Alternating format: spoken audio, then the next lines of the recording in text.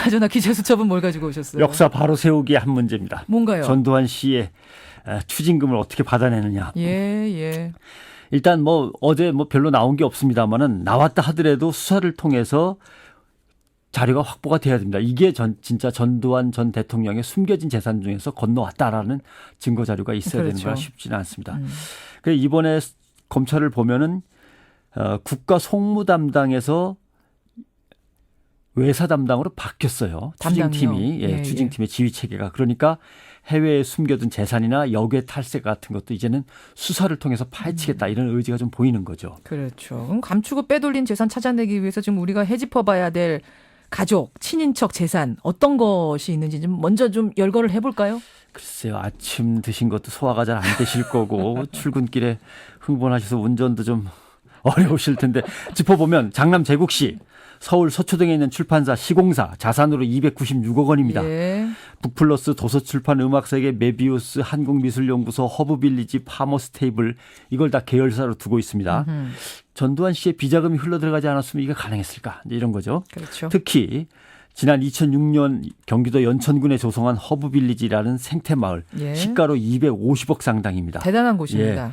이 땅의 소유주는 전제국 씨의 부인하고 큰 딸로 돼 있는데 그 돈이 어디서 났길래 그런 땅을 샀냐. 외할아버지가 외손주들에게 물려준 유산이다라고 주장을 합니다. 고인이 되셨지만 그 외할아버지는 돌아가실 당시에 13평짜리 아파트에 전세로 살고 계셨습니다. 너무너무 검소하게 스스로 사시면서 뭔가 이런 외할아버지를 뒀어야 하는데 외할아버지 참 안타깝습니다. 그러네요. 최근 뉴스타파 보도로 알려진 페이퍼 컴퍼니도 있죠. 2004년에 조세 도피처인 영국령 버진 아일랜드의 블루 아도니스 코퍼레이션이라고 하는 유령 법인을 설립했습니다. 해외 계좌를 통해서 비자금을 빼돌리고 있는 거 아니냐는 지금 수사해야죠. 의심을 받고 있는데 추적해야죠. 차남 재용 씨 국민주택채권 167억 원어치 갖고 있습니다. 이것도 아버지에게서 건너온 거 아니냐. 의혹이 있죠. 부동산 개발회사 BL에셋이라는 걸 갖고 있는데 자산이 약 425억 원.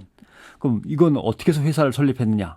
그 종잣돈 역시 또 외할아버지께서 결혼 축의금으로 들어온 돈을 불려두셨다가 넘겨주셨다. 대단한 분이십니다. 큰 일을 많이 하셨습니다.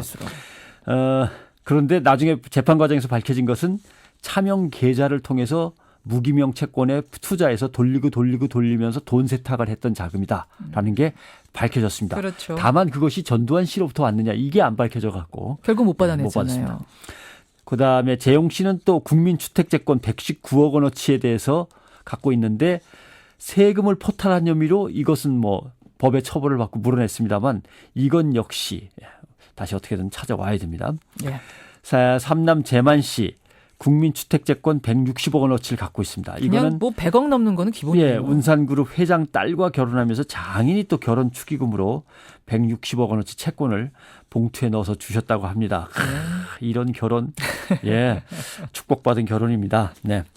용산 한남동에 지하 4층, 지상 8층짜리 빌딩도 있죠. 한 100억 원짜리입니다. 이것도. 재만 씨는 지금 미국 캘리포니아 나파밸리에 또 장인하고 공동 소유로 포도주 양조장도 운영하고 있습니다. 재산 가치로는 한 1,000억 원쯤 이게 되고. 또 크더라고요. 딸 효선 씨, 처남 이창석 씨 다들 또 부동산도 많이 갖고 계시죠.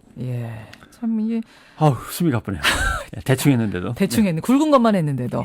박근혜 정부가 과연 전두환 전 대통령 대한 이런 재산 추징을 과감하게 추진할 거냐 이런 의문들은 근데 왜 계속 나오는 거죠?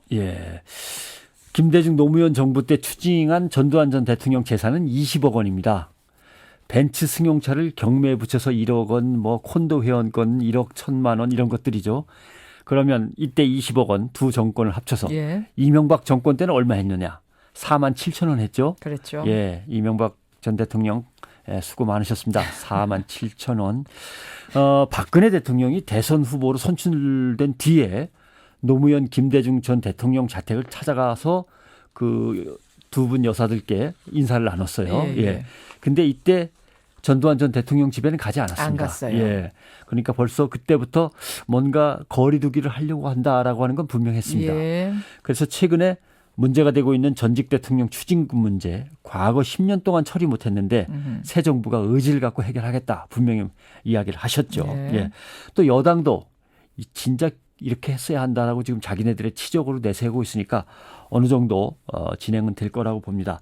다만 전력 투구를 할 것이냐 바로 그거죠. 여기에 대해서는 국민 여론이 몰고 가야 됩니다. 지금 분명히 하는 모양새를 보이긴 보이는데 얼마나 전력 투구해서 정말 끝까지 밑바닥까지 찾아낼 거냐 이 예. 부분이 관건이에요. 필리핀 같은 경우 이제 얘를 주목해 볼 필요가 있는데 필리핀.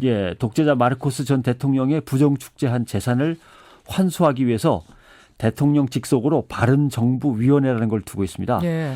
최근에는 이제 마르코스의 큰딸 재산을 추적했었는데 마르코스는 생전에 미술 작품을 그렇게 많이 샀다고 해요. 한 300점 정도 사가지고 측근들한테 나눠줬다고 하는데 이 중에 146점이 어디론가 사라졌습니다.